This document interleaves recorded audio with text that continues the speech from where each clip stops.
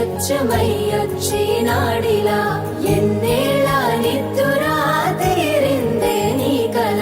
మంచి నీళ్ళిద్దురా ఎదురుండే నీ దొరా ఎదురు సూపులకు ఎర్రగైనవి కళ్ళు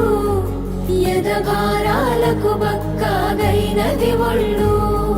కడిగినవే కన్నీటితో తన పాదాలు చేతి కందియ పళ్ళు